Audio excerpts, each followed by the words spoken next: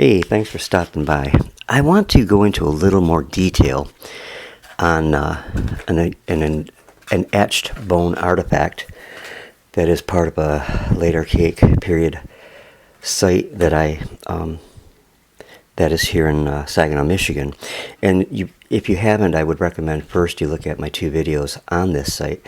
I'll try to remember to put a link in the description about these other videos.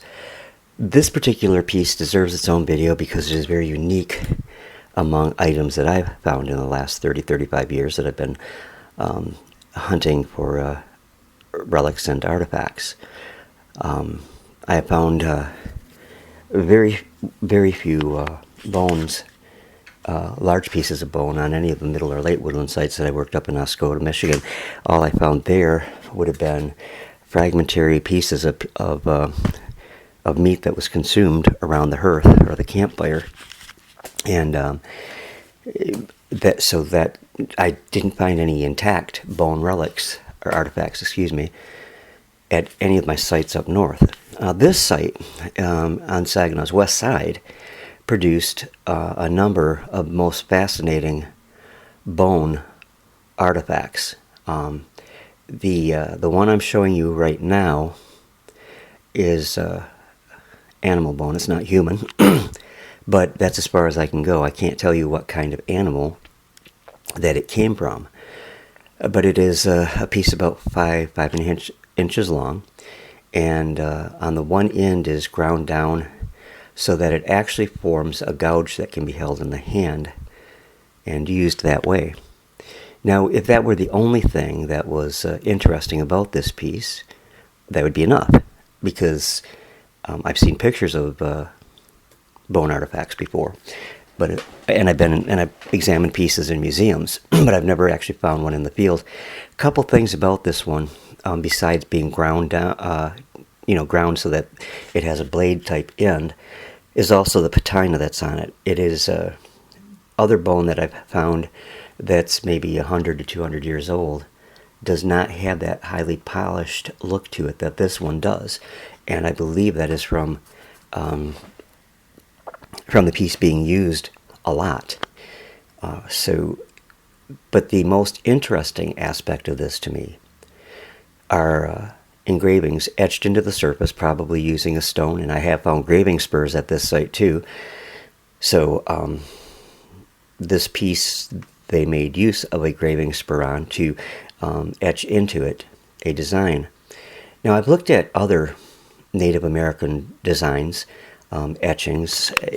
Again, up in Oscoda, I found a number of stones that had things etched into them. They are very abstract, having a meaning, I'm sure, to the person who took the time to engrave them into the piece, but to understand what it meant to them is nigh unto impossible. The one stone that I found up in Oscoda at my old Benetton Creek site, I actually believe was a map of Benetton Lake and the island in the lake, and then trails around the island. And if I can find the picture of it, I will include it in this video.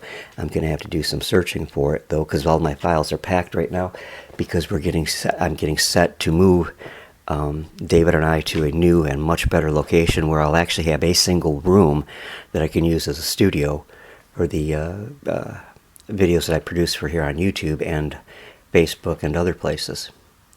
But let's look at the engravings a little bit here. On the very end, the joint part of this piece, and only on one side of it, there is a semicircular symbol engraved there, and then bisecting it are two straight lines. What these mean? No clue. I have no clue. And outside of this, there are also engraved three more lines in a triangular fashion. And if I'm showing the right picture right now, you can see what I'm talking about. This is not that unusual, or in comparison to other pieces I've looked at that were engraved. But it is a fairly remarkable piece because of this. They are very profound. You can see them quite easily. I'm leaving the dirt intact in this, or on this bone, because I just, for display purposes and for study purposes, I think it's best to leave the material embedded into it. It might provide some clues to professional archaeologists if and when they have the chance to look at this and try to study it out. Now, I did find also at this site, if you look at the other videos, I found a plethora of bone, but I found probably a total of maybe 6, 7, 8 pieces that were modified to use as a tool, one of which was a spear point, which to me was quite incredible because, again, I've seen pictures and I've seen in museums bone that's been used as arrows and spears, but this is the first time that I've ever found a piece that was. So from that standpoint, this site is quite incredible to me. Now also, I found 5 or 6 teeth at this site in the same basic vicinity that this engraved piece was found in. I cannot, again, tell you what type of animal the teeth are from. They're good size. They have a ridged grinding surface. You can see those in detail on the videos, again, that I'm going to put in my description, so you can hopefully go to those and take a look at those videos too, which it gives you a little more background on the site that this engraved bone gouge came from. So I just wanted to show a few interesting close-ups of the piece, and if you can make any determination from the pictures I've put on here, please feel free to contact me. Put your comments in the comment section, or shoot me off in a personal message that if it's something you don't want everybody to view, and I'll be more than happy to hear any comments you have on it, because it's a fascinating piece, and it's just, it could be open to other interpretations as far as its use is concerned.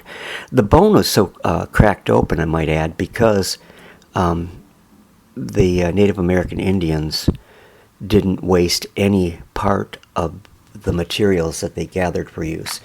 The bones were generally broke open to get to the marrow, which the Native Americans savored, and it was rich and high in minerals and vitamins that you need for sustaining life.